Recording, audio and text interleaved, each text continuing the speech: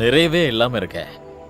இவ்வளவு பணம் ஒரே இடத்துல பிளாக் ஆகி கிடக்கிறதுனால இனியும் அத அப்படியே வளர்த்துக்கிட்டு போறது நல்லதில்லை. எனக்கு புரியுது ராவுத்தர்.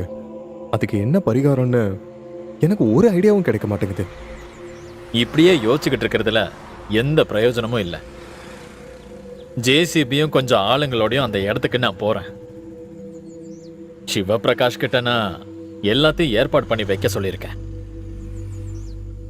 எல்லாமே நல்லபடியா நடக்கும்னு நான் பிரார்த்திக்கிறேன். நாளைக்கு அங்க ஃபாதர் ஐயாவும் வரணும்னு தான் என்னோட ஆசையும். சிரமம் இல்லைன்னா? ஒரு சிரமமும் இல்லை, நான் கண்டிப்பா வருவேன். அப்படின்னா சரி, நான் இப்ப கிளம்பட்டுங்களா?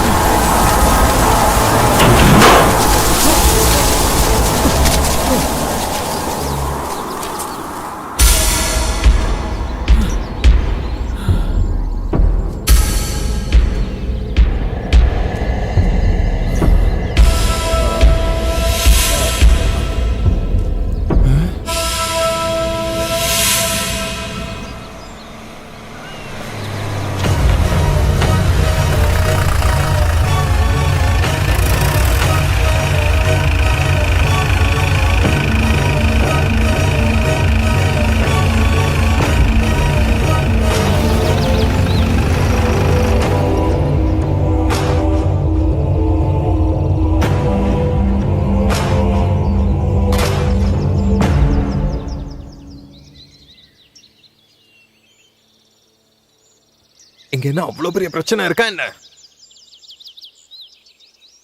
சார், இதான் நான் சொன்ன ஆனந்த். ஓ, நீங்க தான் அந்த ஆத்மா கூட பேசுற ஆளா? ம், ஆமாங்க.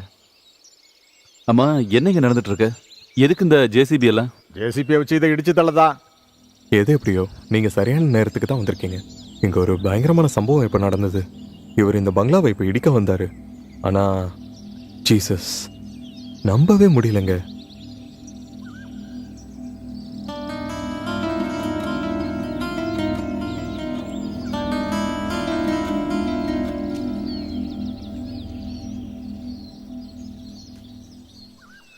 சார், அதிகமா போனா 5 நாள். அதுக்குள்ள இங்க இருக்க எல்லா பிரச்சனையும் நான் முடிச்சு கொடுக்குறேன்.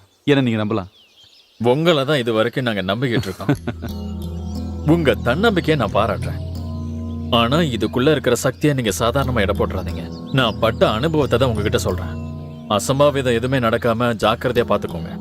அப்புறம் உள்ள நிறைய ரூம்ஸ் இருக்கு, ஆனா தங்குற மாதிரி இருக்காது. உள்ள கொஞ்சம் கஷ்டப்பட வேண்டியிருக்கும். எங்க மேல கோச்சுக்காதீங்க. அது ஒரு பிரச்சனை இல்லை சார், எல்லாத்தையும் நான் பாத்துக்கிறேன். அப்படின்னா நான் இப்ப கிளம்பட்டுங்களா? சரி.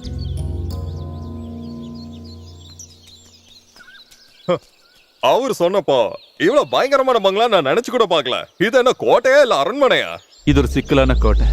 இதுக்குள்ள பல ரகசியங்கள் அடங்கி இருக்கு. என்ன பயமா இருக்கா? பயமா? எங்களுக்கா? அதுவும் பாய் கூட இருக்கும் போது எங்களை பேய் பிசாசு என்ன பிடிக்குமா? ஏன்? பாய்க்கு தானே பேய் பிசாசு இந்த குழப்பம்லாம். எங்களுக்கு என்ன அந்த குழப்பம்?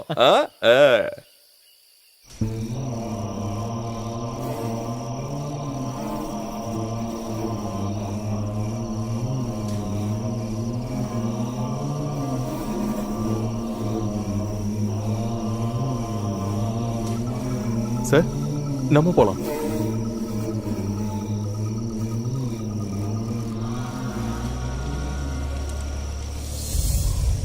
ஒன்னு ரெண்டு இல்ல 5 கோடி 5 கோடி ரூபா எங்கேயோ கிடக்கிற ஒரு சிலைக்காக அந்த ஆளு உனக்கு கொடுத்துருக்கான். டோனி, சில பங்களாக்குள்ள தான் இருக்கு. இதுவரை எல்லாமே என் கையில தான் இருந்துச்சு. எல்லாமே வெல் பிளானா தான் இருந்துச்சு. அந்த விக்கிரகத்தை கொண்டு வந்தவன நான் தானே கொலை பண்ணேன்.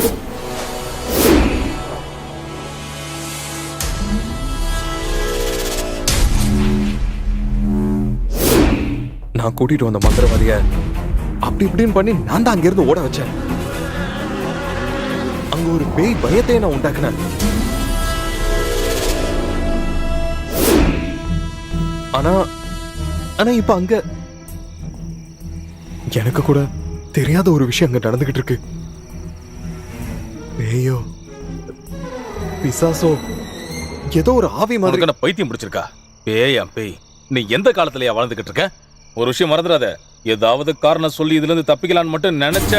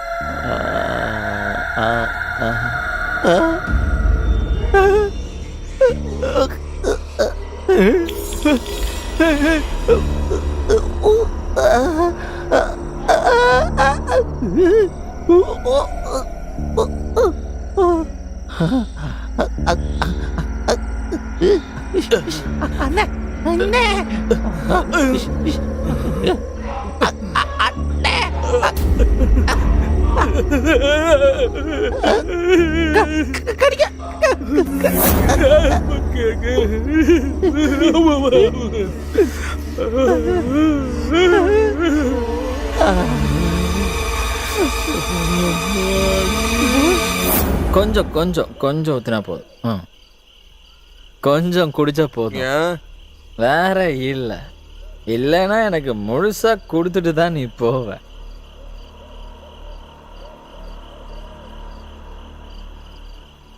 பாய் என்ன பாய், நீங்க இந்த வயசுக்குள்ள எத்தனை பேய்களை பார்த்திருப்பீங்க?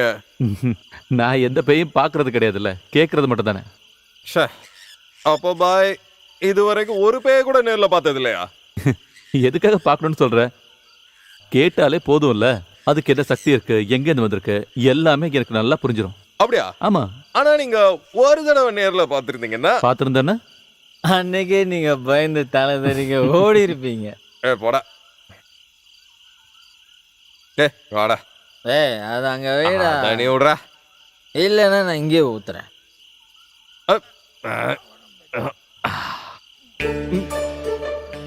ஏதோ ராகம் ஏதோ தோரடா.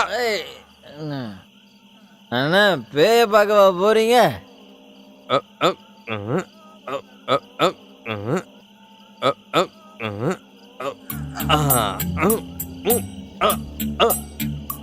நம்ம பேலன்ஸ் சூப்பர் தான். ஏய் நிலா, இப்ப நீயும் தண்ணில நானும் தண்ணில, சேம் பிளேஸ்.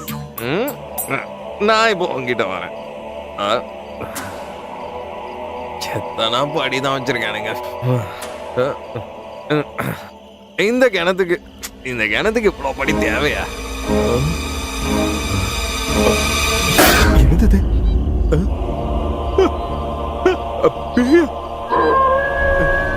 ஐயோ, கிணத்துக்குள்ள பேய், கிணத்துக்குள்ள பேய், காப்பாத்துங்க. பேயா? காப்பாத்துங்க, பேய். என்ன என்ன பேய்? பேயா? உனக்கு தோணுதா?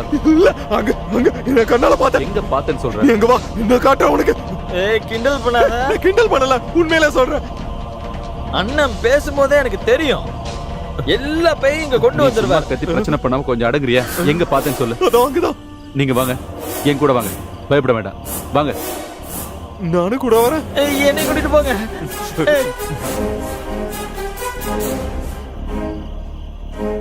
அதோ அங்க இருக்கு பாரு. எங்க? அங்கேயா?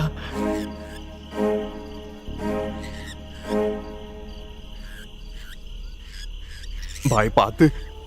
ஹலோ, ஏய்,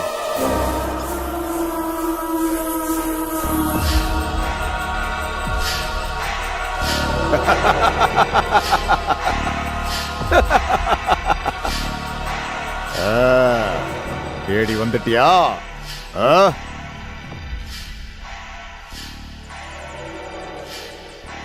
எனக்கு நல்லா தெரியும், உன்னால வராம இருக்க முடியாது. இங்க பாரு, இந்த அமைதி இன்னும் ரொம்ப நாளைக்கு இருக்காது. நீ இங்க வந்ததுல இருந்து அதுங்களோட தோற்றத்தை நான் பார்த்துக்கிட்டு இருக்கேன். இல்லைன்னா எப்படி? எனக்கு தெரியாத எந்த விஷயமும் வேற யாருக்கும் என்னைக்குமே தெரிஞ்சிருக்க வாய்ப்பு இல்லை. சில விஷயங்கள் தெரிஞ்சுக்கவும் தான் நான் இங்க வந்திருக்கேன். எனக்கு நல்லா புரியுது. தப்பா எடுத்துக்க மாட்டீங்கன்னா கொஞ்ச நேரம் என் கூட வரீங்களா? எனக்கு ஒரு சிரமமும் கிடையாது. பல வருஷங்களா இதுக்காக, இந்த நாளுக்காகத்தான் இங்கேயே காத்துக்கிட்டு இருக்கேன். நான் வர்றேன்.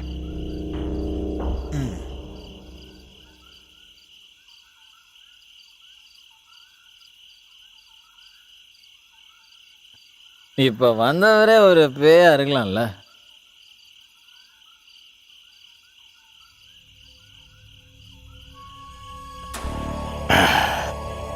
வில்லியம் டிசோசா இந்த கண்ணப்பபுரத்துல பறந்து விரிஞ்சு கிடக்கிற எஸ்டேட்டோட ஒரே முதலாளி. இந்த ஊர்ல எல்லாருமே அவர் மேல மரியாதை வச்சிருந்தாங்க. இந்த ஊர் மக்களுக்கு எந்த பிரச்சனைனாலும் இந்த ஊருக்காக அவரும், அவருக்காக இந்த ஊர் மக்களும் ஒருத்தருக்கு ஒருத்தர் ரொம்ப அன்பா உதவி பண்ணிப்பாங்க. உண்மையும் அன்பும் நிறைஞ்ச ஒரு மனுஷன்தான் வில்லியம் டிசோசா.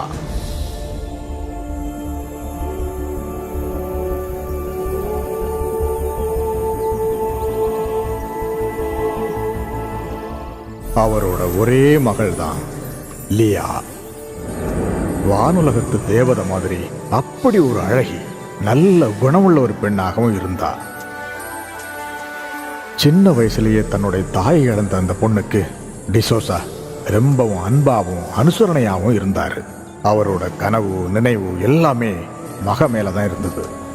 அந்த சமயத்துல தான் அந்த பங்களாவுக்கு புதுசா ஒரு வேலைக்காரன் வேலைக்கு சேர்ந்தான். அவன் பேரு தேவநாராயணன். காலம் போக போக யாருக்குமே தெரியாம அவங்களுக்குள்ள காதல் வளர்ந்துடுச்சு. காதலோட சந்தோஷத்துல அவங்களுக்கு ஒவ்வொரு நாளுமே சொர்க்கமாகத்தான் இருந்தது. அந்த காதல் ஒரு நதி போல அழகா ஓடிக்கிட்டு இருக்கும்போது அந்த காதல் அவருக்கு தெரிஞ்சிடுச்சு. அவரு ரொம்பவும் மனவேதனைப்பட்டாரு. மனசளவுல ரொம்பவும் நொந்து போன அவரு மனசுக்குள்ள கெட்ட எண்ணத்துக்கு வழி கொடுத்துட்டாரு. துர்மந்திரவாதியும் அரக்கத்தனமான எண்ணமும் உள்ளவனான அக்னி சர்மாவோட உதவியை நாடினாரு. மாந்திரிகத்தின் மூலமா உங்க பொண்ணோட மனசை மாத்தி அந்த தேவநாராயணனை இந்த உலகத்துல இல்லாத மாதிரி பண்ணிடுவேன்னு அக்னி சர்மா அவருக்கு வாக்கு கொடுத்தான்.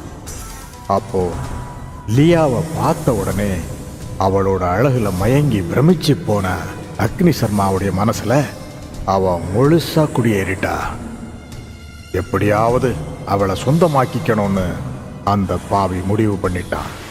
ஒரு நாள் சாயந்தரம் காதலிய பார்க்கறதுக்காக அருவிக்கிட்ட காத்துக்கிட்டு இருந்த தேவநாராயணனை அக்னி சர்மா அடிச்சு தள்ளிட்டான்.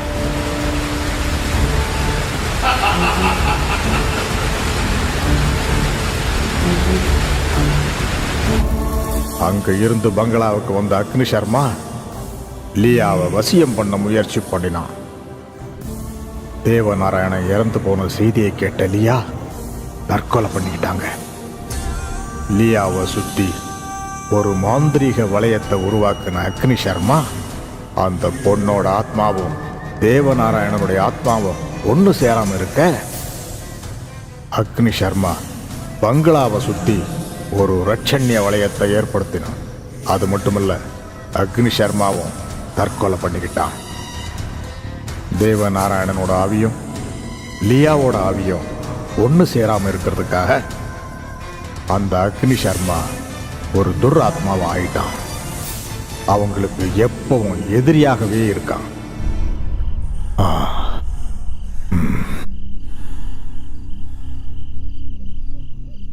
ஷோபா பயங்கர கதை. சரி